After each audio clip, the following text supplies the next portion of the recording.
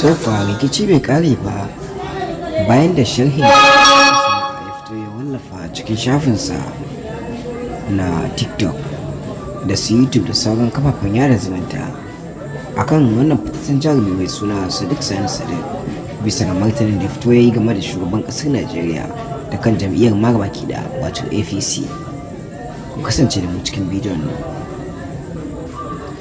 Assalamu alaikum wa rahmatullahi wa barakatuh. Tuma sauran mu da sace kasancewa da ku a daidai wannan lokaci a cikin wannan bidiyo. Zai ke idan wannan ne farkon kasancewa ka cikin wannan chata mai albarka mai suna Alkari 24 da ka daure kai masa subscribe da zama ka wani shirin da mun samu sabbin shirye-shiryen mu.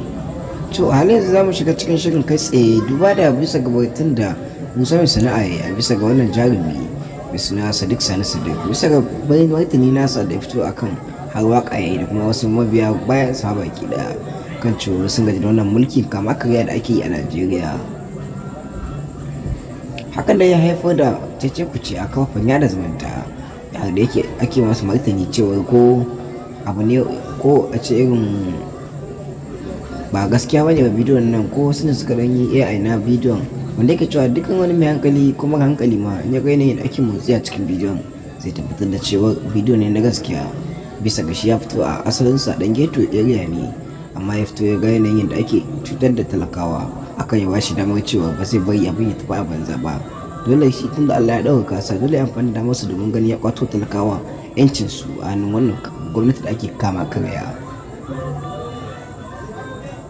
To bayan batu ya wuce kai tsaye shi aka samu wani fitattun jarumin Kano shi ma kai tsaye wanda ya shura da ake masa lakabi da Musa maisana'a ya fito yake karyata batu ga Sadiq da duba da cikin bayyana cewa idan mutane masu abu su manta ba ai Sadiq mutum ne na tsohon mataimakin shugaban kasa Obasanjo wato Atiku Muhammad wanda ya fito yake mai alƙawari ta yake kudin sa cewa zai masa campaign.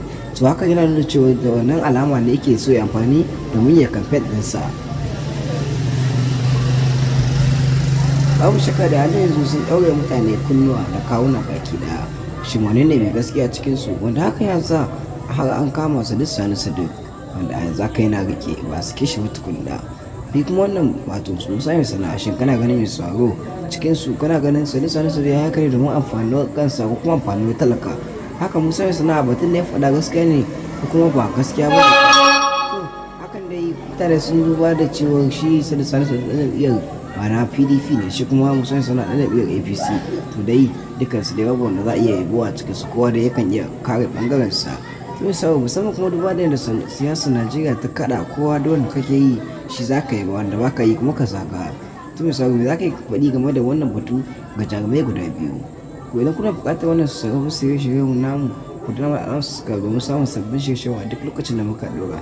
Bisa ga wannan sharhi halin yanzu kuma da comment section nan ne za a warware tsare da abawa. Shin abu Musa maisana'a tsakanin Musa maisana'a da Sadiq wanne ne ya fi burge ka mai sauraro? Shin dole ya burge ka rubuta mana a comment section to alkai ta ku ce mun gode.